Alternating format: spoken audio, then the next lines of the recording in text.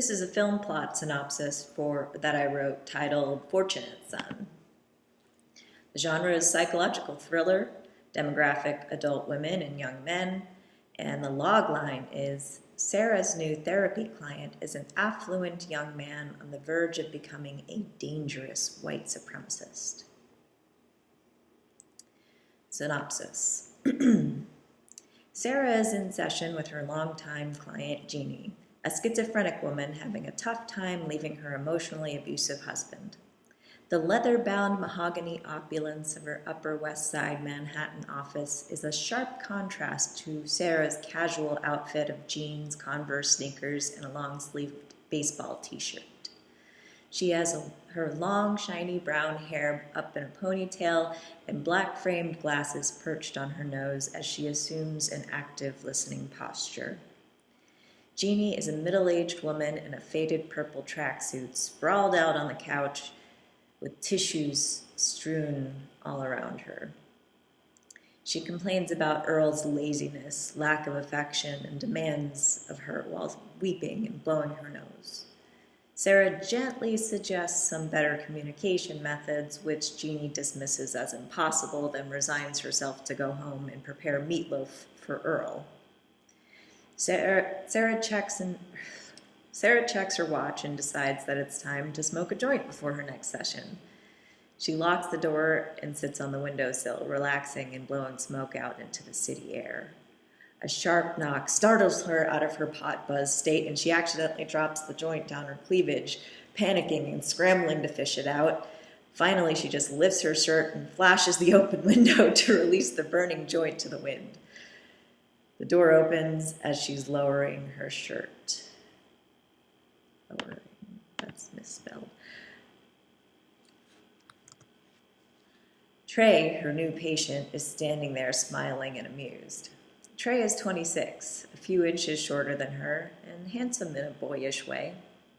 He sniffs the air and appears disgusted, asks if someone has been smoking pot in here. Sarah blames her last patient, then realizes he opened the locked door and asks him how. "I'm magic," he replies, giving her a sly grin. Sarah lets this slide, and they introduce themselves and get to work.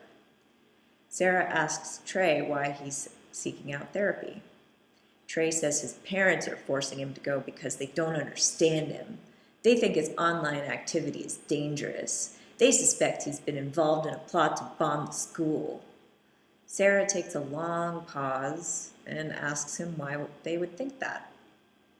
Trey twitches, can't sit still, moves around the room in an anxious state as he tells her about his rich Wall Street father, who married his Russian immigrant mother and after she helped take care of his dying first wife.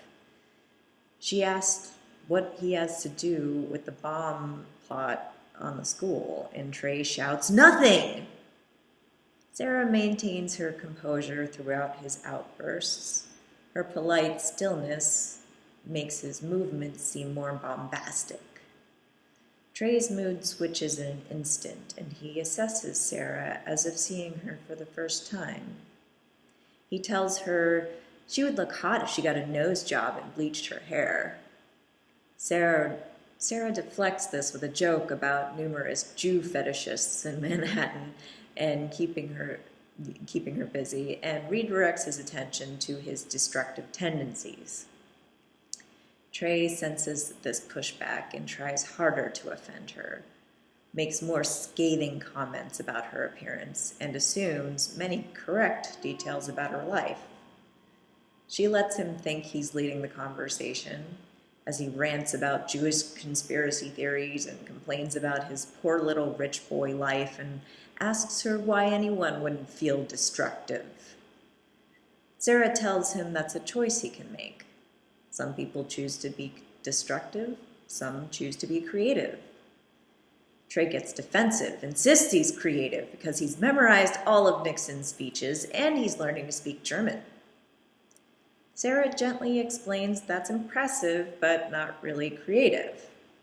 Trey gets angry again and shouts, "I'll show you," and he leaves, slamming the door.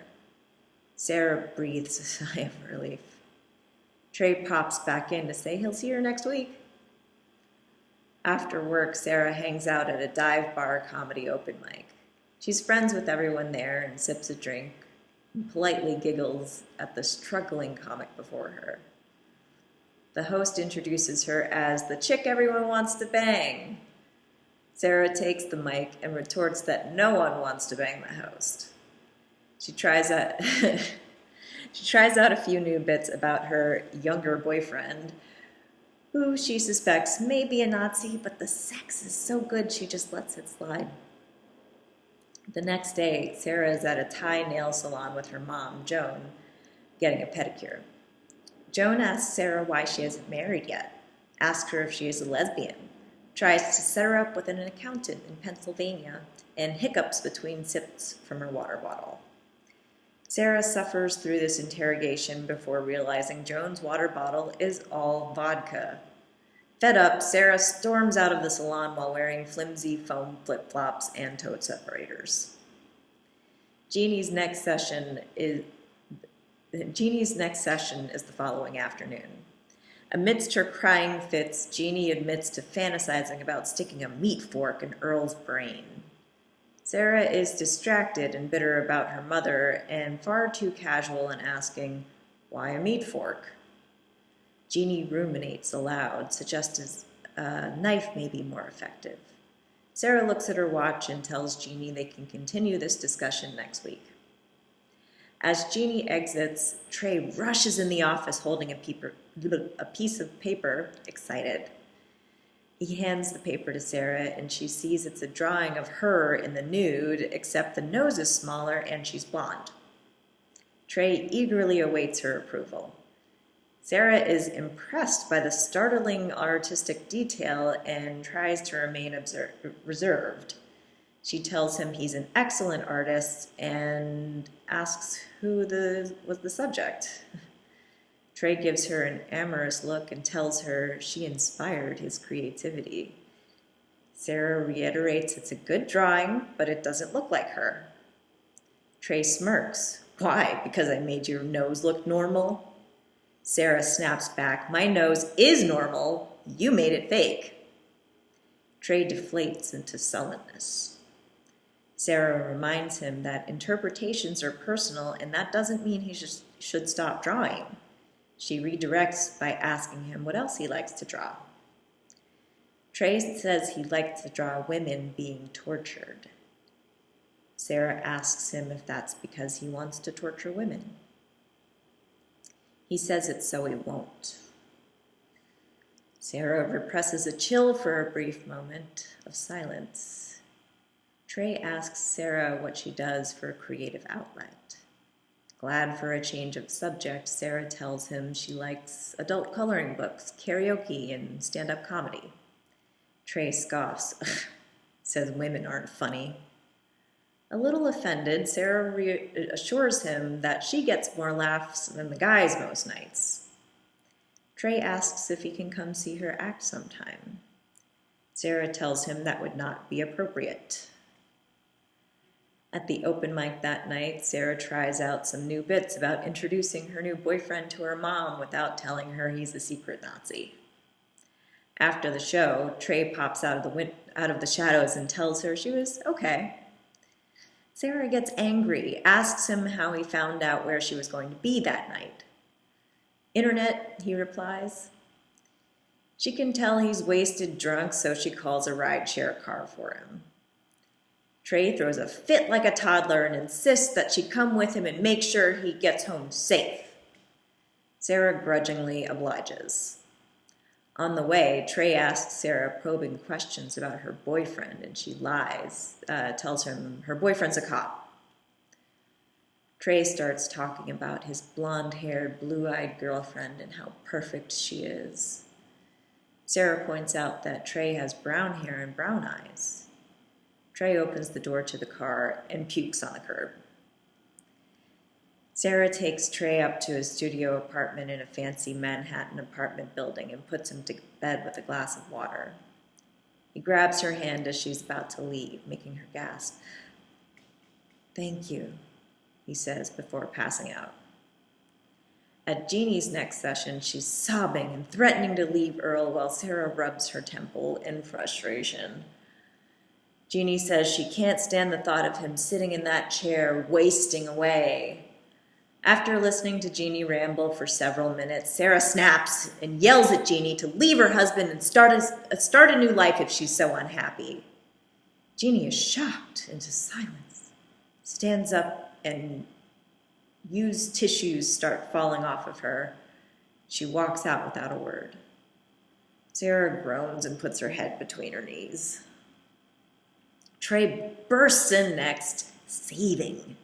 Sarah is shocked back into her therapist posture and listens while he rants about his girlfriend breaking up with him and begs her to help him figure out what he did wrong. Sarah tries to explain that sometimes two people just aren't compatible, and that doesn't mean he did something wrong. Trey insists that she was perfect for him, lists all of her Aryan physical attributes as examples of her perfection. Sarah asks if his ex-girlfriend had brown hair and brown eyes like him, would she be any less perfect? Trey gets sad and whispers, yes. Later, Sarah is hanging out at her friend Jeremiah's, smoking a bong. Jeremiah refuses the pork rind Sarah offers from the bag she's munching on, saying he doesn't break fast during Ramadan. Sarah finishes the bags and pours the crumbs into her mouth and takes another bong hit. Jeremiah puts his dreadlocks back in a rubber band and plays his latest SoundCloud rap reggae hybrid track for her. Sarah gives him a disinterested, approving nod. He offers her an edible, says some chemistry whiz kid has been cooking up some dank formulas. Sarah notices the symbol on the package is very similar to the crest on Trey's school jacket. She opens it and eats the peanut butter cup whole anyway. Walking out of Jeremiah's, Sarah can tell she's been drugged with some kind of hallucinogen. She walks home through several blocks of dingy New York City streets, looking like she's happily walking through Disneyland. She gets to her apartment building, and Trey's waiting for her outside, holding a bottle of vodka. In her drugged state, she's delighted to see him as she invites him upstairs. The next few scenes are a drug-fueled haze of sex, drinking, and drawing. Trey speaking in rapid German and snorting crushed-up amphetamines. Sarah wakes up, realizes it's 3 days later, and finds Trey in the kitchen making sausage and eggs. Hungover, Sarah tells him to leave. Trey is shocked, gets sad, then angry. Sarah remains firm, tells him if he doesn't leave now, she can no longer see him in therapy. Trey calmly stands, lifts a plate of sausage and eggs, and then whips it against the wall and leaves without another word. Sarah gets a call from her mom while she's cleaning up the mess and lets it go to voicemail. While Sarah is brushing her teeth, Jeannie calls in loud, unintelligible hysterics.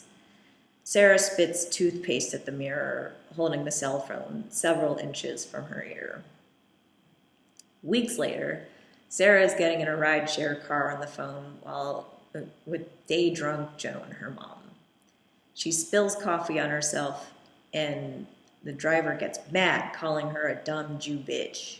Sarah snaps and screams at him, "I'm not causing all the wars, jackass!" And the driver kicks her out. She runs into her office, still mopping coffee off of her shirt, and her receptionist runs up to her in a panic. There's an emergency with Jeannie. Sarah walks into Jeannie's house and sees Earl in his recliner, several weeks dead, a knife looking freshly buried in his forehead. Jeannie is sitting on the couch with a blanket wrapped around her, sipping tea from a mug, her wrists in handcuffs. Before the cops lead her away, Jeannie tells Sarah, "I didn't kill him. I just watched him choke on that fucking chicken bone. But he wouldn't stop talking to me. I had to make him stop." Jeannie seems peaceful, almost happy for the first time. A cop hands Sarah some papers to sign, and she pukes all over them. Sarah goes to Planned Parenthood the next day, and the nurse tells her she's pregnant. Sarah immediately schedules an abortion, and later on, she's drinking at a bar with Jeremiah, and she tells him she's thinking about quitting being a therapist and doing stand-up comedy full-time. Jeremiah laughs and tells her she wouldn't be able to do one without the other. She gets up to the mic and tells some jokes about abortion, raising the ire of a heckler. She cuts him down initially, but he won't stop. Pretty soon they're shouting at each other, and people are starting to take out their phones. Sarah storms out, angry and drunk. At home, she sees the word abortion on her whiteboard calendar on the fridge as she's taking out a Gatorade. There's a heart around it. She doesn't recognize the blonde-haired Uber driver on the way to the abortion. Turns out it's Trey, and he has the child locks on. Sarah has already taken a Valium, so she's disoriented. Trey sprays aerosol chloroform in her face, knocking her out. He takes her to a cabin in upstate New York and chains her to a dirt-floored cellar. He tells her he's keeping her there until it's too late to have an abortion. She attempts to rationalize him, tells him this is kidnapping, and she doesn't want him to go to jail just because he's going through a lot. He won't hear it. She tries another tactic, asks him why would he want a half-Jewish baby? He told her not only is abortion a sin, but it was the best opportunity to take one of you and make it normal. Sarah pretends to seduce him, manages to wrench a table leg free, and knock him out with it with her well-trained softball swing. She escapes the cabin, calls cops, and has Trey arrested. Sarah gets the abortion the next day. Trey goes to jail for an infuriatingly short amount of time, but he comes out converted to Islam. Years later, Sarah's in a dressing room before taping her first comedy special and reads a card on a bouquet of roses.